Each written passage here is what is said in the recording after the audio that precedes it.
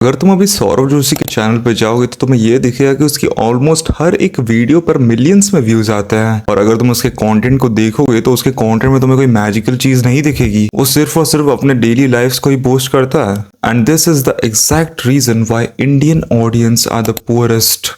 क्योंकि देखो अपने आसपास जो भी लोग व्लॉग्स को देखते हैं, क्या वो सच में अमीर है? सौरव जोशी तो डिफेंडर लेके घूमता है, लेकिन जो इसके व्लॉग्स को देखता है क्या वो डिफेंडर में घूमता है? ऑब्वियसली नहीं। उसके पास तो डिफेंडर क्या खुद की गाड़ी भी नहीं है।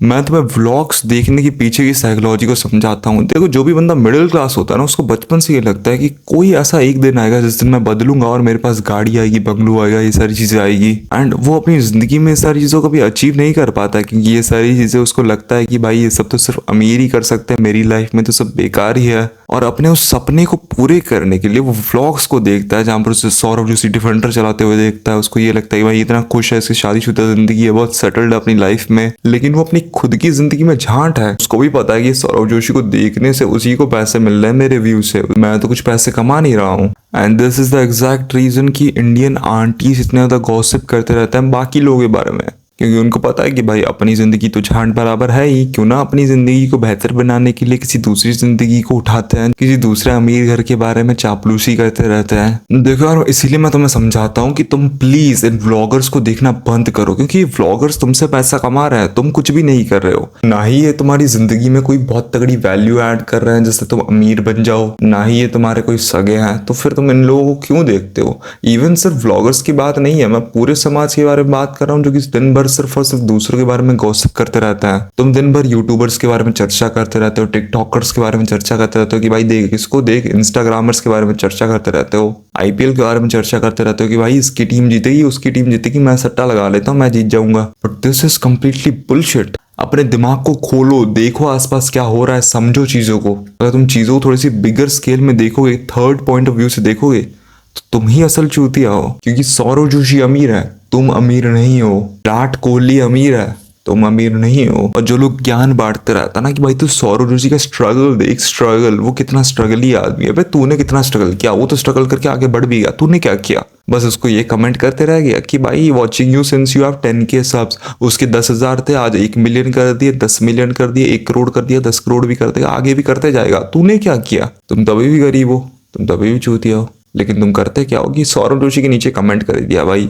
देखो यार, इसमें सौरव जोशी की कोई गलती नहीं है। वो बंदा बहुत ही ज्यादा टॉप क्लास बिजनेसमैन है, बहुत ही अमीर व्यक्ति है, फैमिली मैन है, हर तरीके से सही है। लेकिन चूतिया तुम हो ना, जो उसे देखता रहता है दिन भर। आई डोंट अंडरस्टैंड कि लोग कैसे अपनी लाइफ में खुश हो सकते हैं किसी दूसरे व्लॉगर को देख के, या फिर सिर्फ व्लॉगर की बात ही क्यों। भाई अगर तुम बात करो वाइडर स्केल पे, तो लोग सीरियल्स भी देखा करते हैं, मूवीज भी देखा करते हैं, वेब सीरीज भी देखा करते हैं, सिर्फ और सिर्फ अपने आप को मेन कैरेक्टर एनर्जी फील करवाने के लिए। जैसे लोगों को लगता है ना कि स्पाइडरमैन को जैसे किसी ने काट दिया था, उसके बाद वो स्पाइडरमैन बन गया, तो मेरे साथ भी ऐसा ही कुछ होगा, उसके बाद मैं अमीर बन जाऊंगा, उसके बाद मैं सक्सेसफुल। ऐसा कुछ भी नहीं होने वाला। खुद ही चीजों को बदलना पड़ेगा। ये कोई बॉलीवुड की मूवी नहीं है कि कोई दूसरा आदमी आके तुम्हें कुछ बोल दे, कुछ कर दे, उसके बाद तुम बदल जाओ। कौन सी मूवी थी वो? सुल्तान मूवी थी, जिसमें ब्रेकअप हुआ और वो एक ही दिन में बदल गया। ऐसा सिर्फ मूवियों में होता है, रियलिटी पूरी तरीके से अलग है।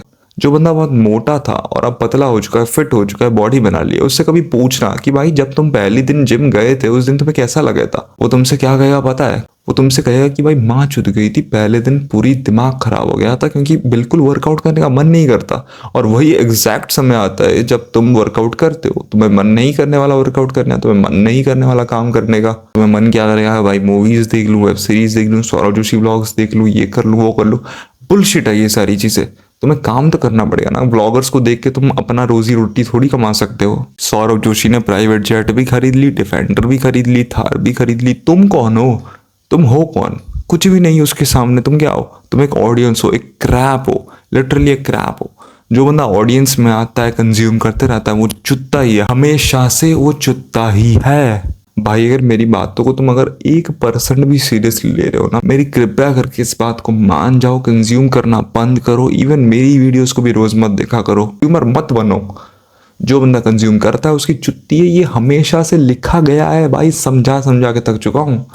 फिर लोग नीचे लड़ते रहते हैं कि भाई ध्रुव राठी अच्छा है कि नरेंद्र मोदी अच्छा है, कौन अच्छा है? भाई तुम तो लड़ रहे हो, लेकिन दोनों ही अमीर हैं, तुम गरीब हो। सो प्लीज इस चीज को बदलो। And I just want to say this कि भाई एंडिंग नोट में यही कहूंगा कि stop consuming, start fucking creating. That's pretty much it for this video. See you in the next one. Till then stay fucking tough.